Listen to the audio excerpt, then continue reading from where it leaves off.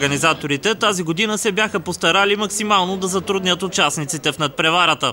Шофьорите тръгваха от старт линията и веднага след това им се налагаше да пренесат чаша с вода в движение до следващата маса. Трудно се оказа и кръгово движение с въже в ръка.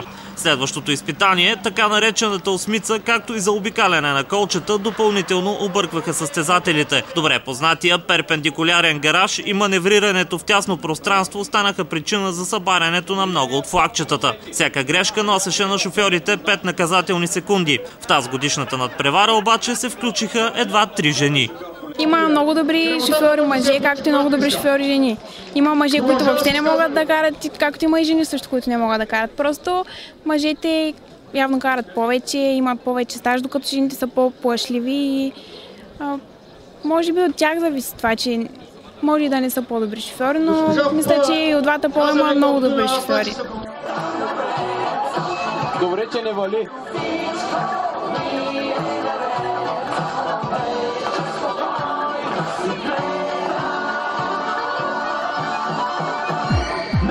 Не знам дали държи ръчната на тази кола. Браво, държи.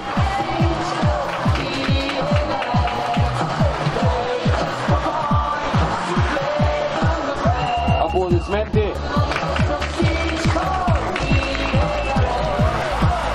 Който може, го може. Ето знае къде е задната. Включва е на време.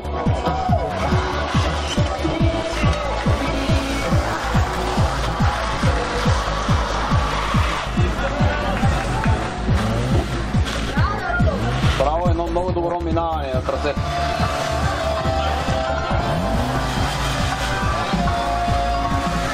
Това е предимството да нямаш таван, виждаш идеално назад. Не ти пречат колони, нищо, финал. Браво! Който иска да вземе награда, минава добре. Първото рали в Присово се провежда преди 37 години. Първият основател на състезанието е Иван Минчев. Той има 54 годишен стаж като шофьор и с гордост заявява, че няма нито едно нарушение по пътя. Празникът е основан през 1975 година на 30 март. От няколко шофьори. Тогава бяхме шофьорите, бяхме само 8. 6 бяха професионални и 2 любители. И в селото имаше само 2 леки коли. А сега в момента имаме 381 шофьори, от които 264 мъже и 117 са жени. А колите на брой са 364. Вижте каква голяма разлика, а това е вече 37 години, откато това рали продължава. Тогава по наше смотрение напред не правяхме това рали, а събираме се просто семейно и разправяме си кой какво е пътил по пътища и след години колите почнаха да се увеличават, шофьорите и решим, че е време да направим на площадката е готова, да я разчертаем по наше смотрение и да предложим майсторско управление на автомобила. И от тогава 30 години до 2005 година това го правим. Излъчваме първенци, награди има. И друго, какво ще ме питате, какво мога да ви кажа друго? Са били наградите? Наградите бяха тогава, годините бяха парични доста големи наградите. Имаше туби бензин, имаше награди, символици около 100 лева, 150 на първо място. Имаше за първо, второ и трето място мъже, първо, второ, трето място жени. Даже нашето рали го няма никъде тук. Около не знае да има.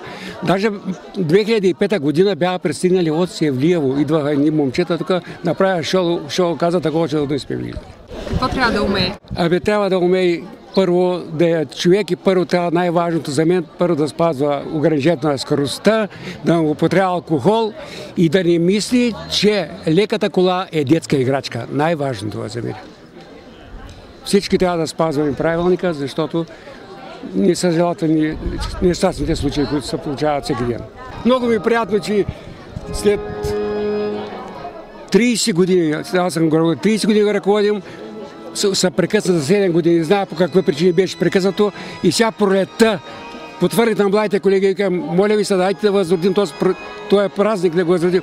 И че съгласия с голямо жаление и съм толкова благодарен, че не мога да кажа, толкова съм развълнуван.